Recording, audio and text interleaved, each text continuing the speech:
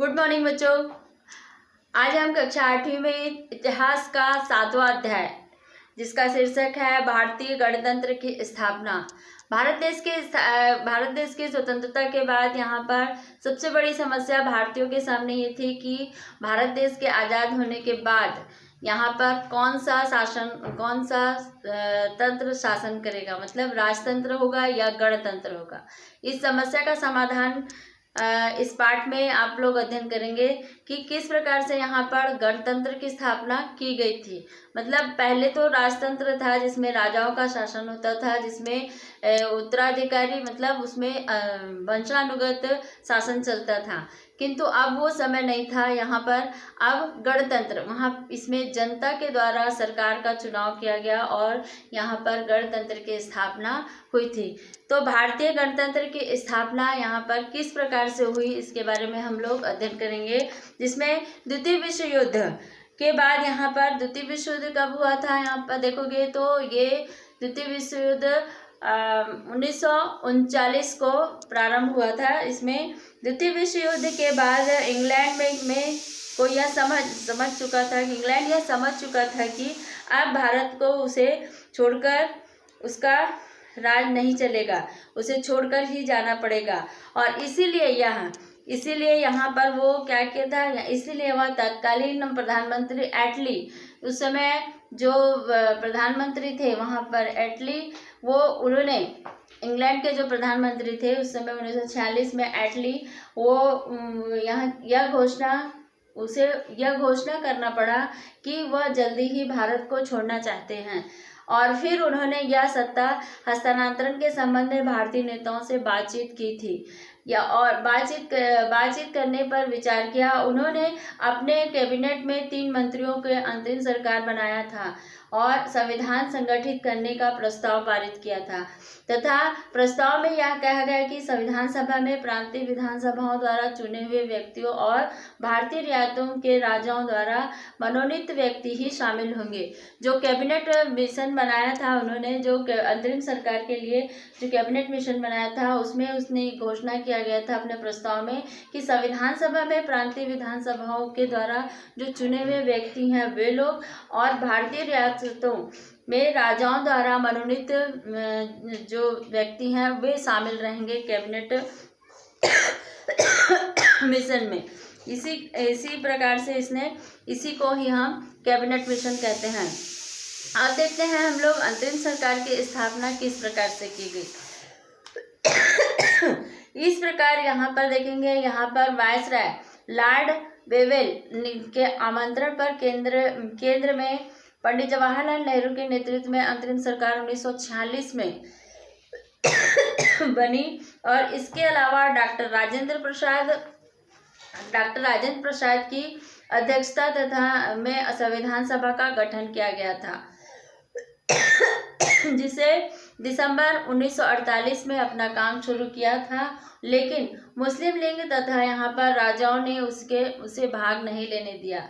आप देखेंगे लीग द्वारा पाकिस्तान की मांग किस प्रकार से की गई थी, क्योंकि भारत देश जब आज़ाद हुआ था तो वह 2 भागों में बट गया था।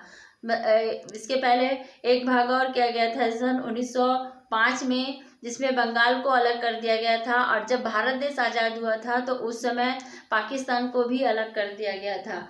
तो मुस्लिम लीग की क्या मांग थी ये देखेंगे। मुस्लिम लीग इसमें पृथक पाकिस्तान की मांग पर अड़ा हुआ था, लेकिन कांग्रेस शुरू से ही भारत का विभाजन नहीं चाहता था, किंतु लीग ने अपनी मांग पर जोर दिया और वह पहले अंतरिम सरकार में ही शामिल नहीं हुई, और मगर बाद में वह शामिल होकर उसके कार्यों में बाधा पहुंचाना प्रारंभ कर दिया था।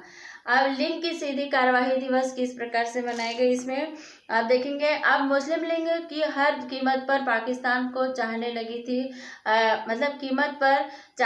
थी, मुस्लिम लीग ये चाहता था कि पाकिस्तान एक अलग राष्ट्र बन जाए और उसे भारत से अलग कर दिया जाए, और इसीलिए उसने 16 अगस्त 1946 को सीधी कार्यवाही दिवस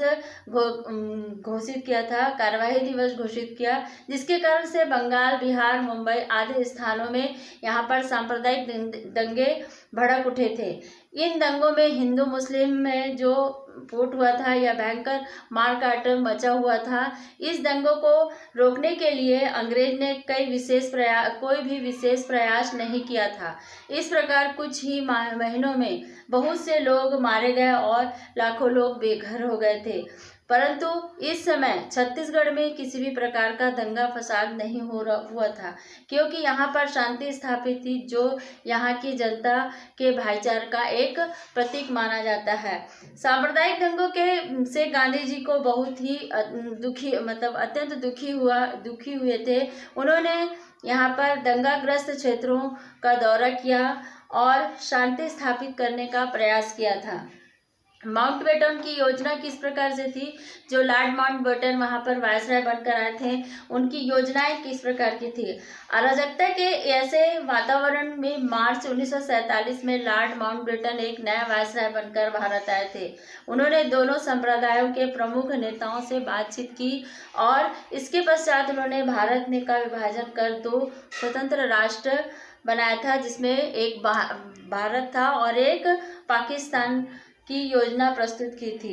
इसमें भारत विभाजन किस प्रकार से हुआ?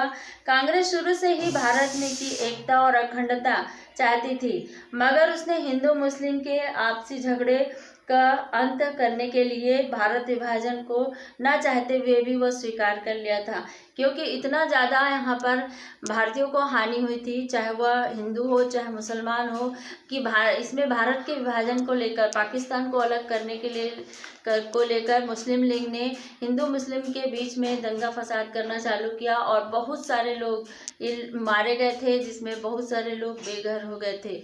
और इसी के कारण से मजबूरी में सरकार को यहाँ पर भारत का विभाजन करना पड़ा, जिसमें एक भाग भारत का था और दूसरा भाग पाकिस्तान का था। तो दोनों राष्ट्र 2 भागों में यहाँ पर बट गया था, भारत 2 भागों में बट गया। अब यहाँ पर अखंड भारत का विभाजन भारतीयों के लिए अत्यंत दुखद घटना थी। विभाजन के बाद यहाँ पर विभिन्न स्थानों में हिंदू मुस्लिम दंगे विशेष करके पंजाब और बंगाल में हुए थे।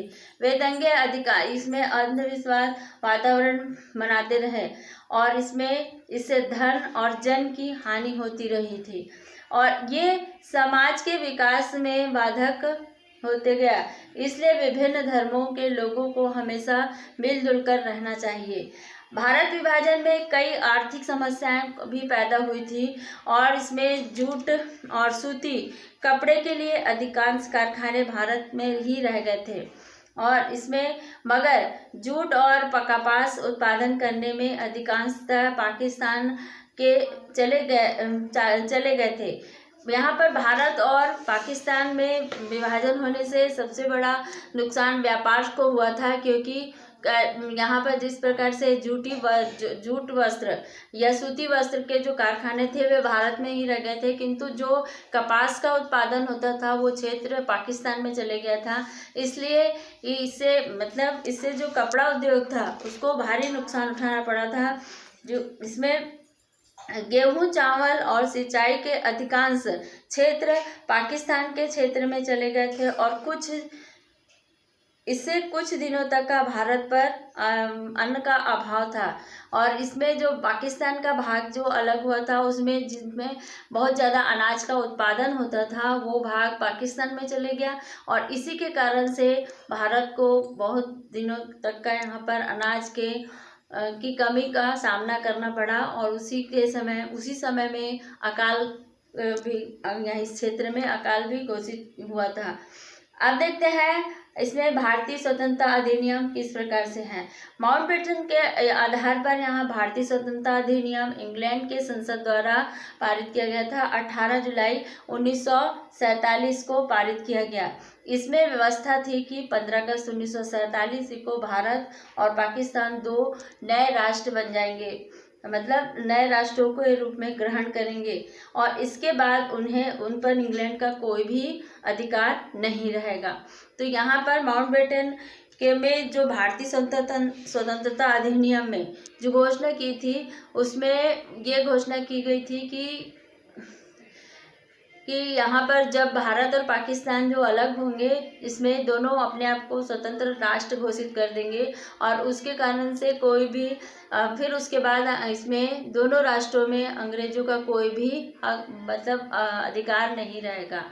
तो बच्चों, इसमें आप लोगों ने भारतीय राष्ट्रीय स्वतंत्रता संग्राम मतलब भारतीय राष्ट्रीय इसमें भारत गणतंत्र की स्थापना, भारत में गणतंत्र की स्थापना किस प्रकार से हुई, इसका भाग 1 अध्ययन किए हैं। अब इसका भाग 2 आप अगली क्लास में पढ़ेंगे, ताकि आप जब तक आप पुस्तक नहीं पढ़ोगे तब तक आपको पुस्तक मतलब ये पाठ समझ में नहीं आएगा।